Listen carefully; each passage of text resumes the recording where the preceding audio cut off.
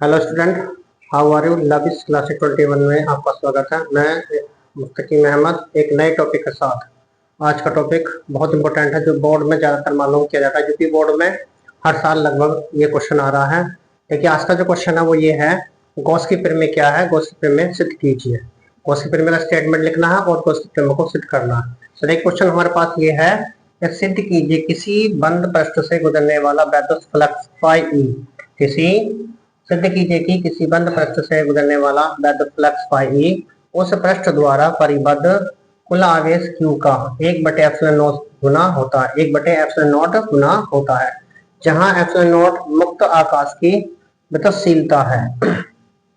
तो देखिए, इसमें क्वेश्चन के अंदर जो गॉस की प्रमेय है उसकी डेफिनेशन यहाँ पर छुपी हुई है, यानी कि सिद्ध कीजिए कि किसी बंद पृष्ठ से गुजरने वाला वैद्युत फ्लक्स फाई ई उस पृष्ठ द्वारा परिबद्ध कुल आवेश Q का 1/ε0 गुना होता है, जहां ε0 मुक्त आकाश की विद्युतशीलता। उसके बाद इसमें नीचे क्वेश्चन है आपके नीचे, इसमें किसी खोखले बेलन के भीतर 17.7 यानी कि 70.7 × 10⁻⁻² गुलाम आवेश है। इसके वक्र पृष्ठ से संबद्ध वैद्युत फ्लक्स 1.5 न्यूटन/मीटर² पर गुलाम है। इसके किसी एक समतल पृष्ठ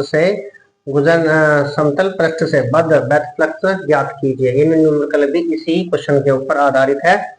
तो इसमें डेफिनेशन छुपी है उसके अंदर। हमारे पास क्वेश्चन है आज का गॉस की प्रमेय। गॉस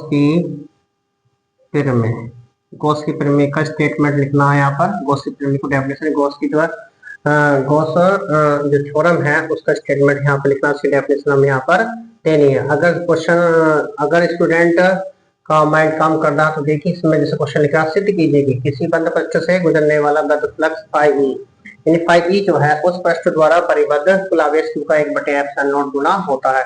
तो इसमें जो है डेफिनेशन छुपी हुई है।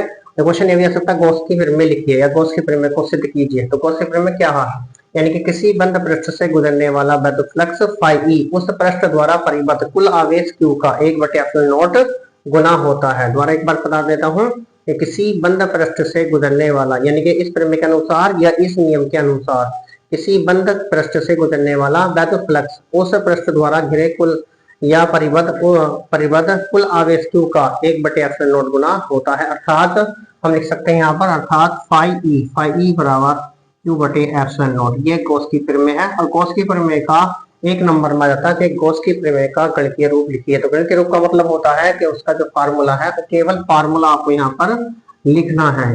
फार्मूला क्या होता है, फाई ई बराबर Q/ε0। जो डेफिनेशन है उसके अकॉर्डिंग ही लिखना है।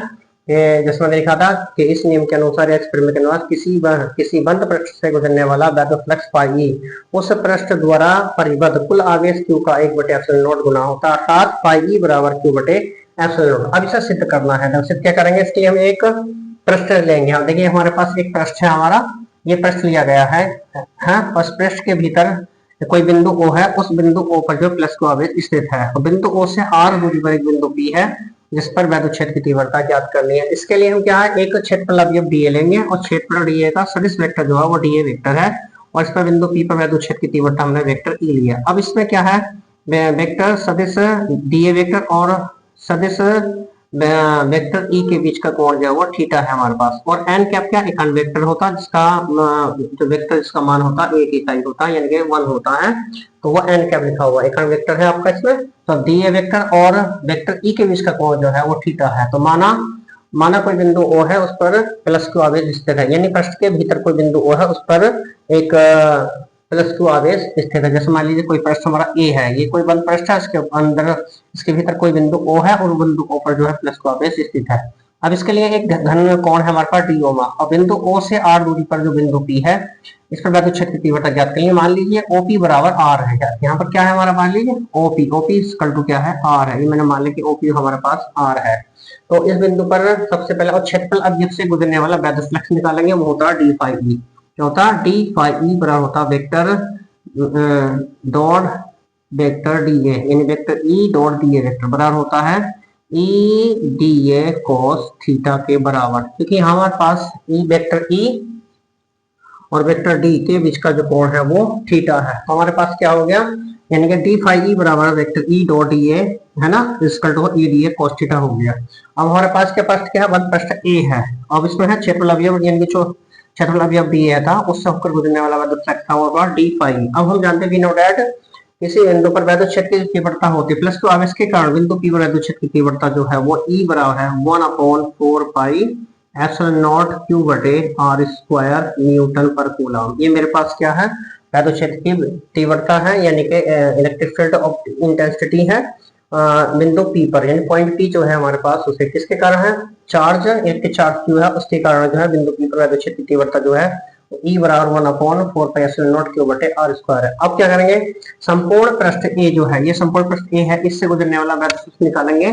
तो संपूर्ण पृष्ठ ए से गुजरने वाला हो गया फाई ई बराबर होगा इंटीग्रेशन वेक्टर ई डॉट, या एक काम कर लेंगे पहले बाद में रख लेंगे इसको, ई वाला ई का वैल्यू जो है ये मेरे पास जो ई आई है इस ई की वैल्यू उठाकर जो हम यहाँ पर रख देते हैं, यहाँ पर ये कर लेंगे। तो ये हो जाएगा डी फाई ई बराबर हो जाएगा 1/4 पाई epsilon not into D A cos theta है ना अपॉन आर स्क्वायर। हेयर यहाँ पर क्या होगा, here D A cos theta upon R square बराबर क्या होता है, डी ओमेगा के बराबर होता है। किसके बराबर होता है, डी ओमेगा के बराबर। इसलिए मेरे पास क्या हो जाएगा D phi E equal to हो जाएगा आपका जब इसको रख देंगे यहाँ पर ये हो जाएगा आपका 1/, यहाँ पर क्यू रह गया आपका यानी कि क्यू ये हो जाएगा यहाँ पर क्यू बटे 4 pi epsilon not into D omega, जहां हमारे पास ये था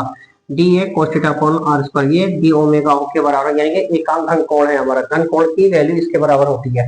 तो डी ओमेगा जो होगा वो D A cos theta upon R square के बराबर होगा, इसलिए हम यहाँ पर रख देंगे डी ओमेगा। अब क्या करेंगे, संपूर्ण पृष्ठ ए से गुजरने वाला वैद्युत फ्लक्स निकालेंगे। तो संपूर्ण पृष्ठ ए से गुजरने वाला जो वैद्युत फ्लक्स होगा वो फाई ई होगा। तो फाई ई होगा integration vector E dot D ए वेक्टर होता है, और ये बराबर होगा इसमें वैल्यू रख देंगे इसकी, तो ये बराबर होगा इंटीग्रेशन डी फाई होगा, डी फाई की वैल्यू रखी जाएगी यहाँ से। तो फाई ई स्कल्ट हो जाएगा इंटीग्रेशन क्यू बटे 4 pi epsilon not into D omega, तो ये हो जाएगा क्यू बटे 4 पाई एप्सिलॉन नॉट और ये हो जाएगा इंटीग्रेशन डी ओमेगा, ये ऐसा हो जाएगा। इसलिए मेरे पास क्या हो जाएगा यहाँ पर एआर लिख सकते हैं हम, एआर डी ओमेगा जो बराबर होगा इंटीग्रेशन में हमारे पास लगा हुआ है इंटीग्रेशन डी ओमेगा इसका होता है 4 पाई के बराबर, यानी इसे रेडियन में नाप लेंगे 4 पाई के बराबर होगा। इसे मेरे पास हो जाएगा फाई ई बराबर क्यू बटे 4 पाई एप्सिलॉन नॉट इंटू 4 पाई, और देखिए 4 पाई से 4 पाई कैंसिल हो जाएगा, तो मेरे पास हो जाएगा फाई ई बराबर हो जाएगा क्यू बटे एप्सिलॉन नॉट। ये मेरे पास गॉस की थ्योरम प्रूफ हो जाती है यहाँ पर। तो गॉस थ्योरम बहुत इंपॉर्टेंट है, बोर्ड में ज्यादातर मालूम की जाती है इसमें। अब यहाँ तक हमने आर्टिकल को शो कर लिया, बहुत आसान तरीके से बताया, बहुत सिंपल सा है। इसमें एक न्यूमेरिकल भी दे रखा, क्या दे रखा है इसमें, दूसरा भाग है यहाँ पर गिवन दैट इलेक्ट्रिक चार्ज दे रखा आपको यहाँ पर, गिवन दैट इलेक्ट्रिक चार्ज यानी कि वैद्युत आवेश है ना, तो वैद्युत आवेश जो दे रखा वो क्यू बराबर दे रखा आपको 17.7 इंटू 10⁻⁻12 कूलम दे रखा। और यहाँ पर जो है टोटल जो इसका सरफेस है जो वक्र पृष्ठ है संबंध एक्स जो है वो 5t दे रखा, 5t इक्वल टू 1.5 है ना, नहीं सॉरी ये जो हमारे पास है ये 5c दे रखा है, 5c इक्वल टू दे रखा है न्यूटन मीटर स्क्वायर पर कूलम, यानी कि इसे 5 मान लीजिए। यानी कि इस तरह से है, ये कोई बेलन है खोखला बेलन, ये बेलन है हमारा, इस बेलन को दे रखा है, इसके दो भाग है हमारे पास, ये भाग ए है ये भाग बी है, और ये पर जो है ये हमारे पास सी, क्यों आवेश एक समान रूप से वितरित है इसमें। अब यहाँ पर जो है ए और बी का जो होगा वैद्युत फ्लक्स इलेक्ट्रिक फ्लक्स जो होगा वो सेम होगा, जबकि फाई सी की वैल्यू जो होगी वो अलग होगी इसमें।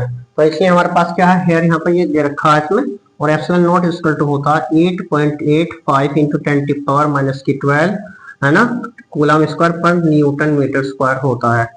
बट आप जानते हैं कि इसके दोनों पृष्ठ पर हमारे पास क्या है, जो हमारे पास फाई टी होगा इक्वल टू टोटल फ्लक्स जो होगा वो phi A plus phi B plus phi C के बराबर होगा, यानी फाई ए इसका हुआ, यानी कि यहाँ पर फाई ए हुआ, इसका होगा फाई बी, और यहाँ पर जो होगा इस तरह जो सी है ये हो जाएगा फाई सी, इस तरह से इन तीनों का ये होगा। हेयर यहाँ पर जो है हेयर हमारे पास जो five A equal to five B equal to होगा फाइव के बराबर होगा।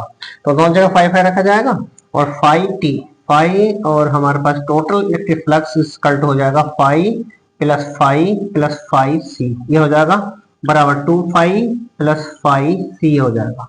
अब यहाँ पर क्या हो जाएगा 2 सी निकलेंगे, यहाँ पर 2 सी बराबर हो जाएगा 5t माइनस 5c।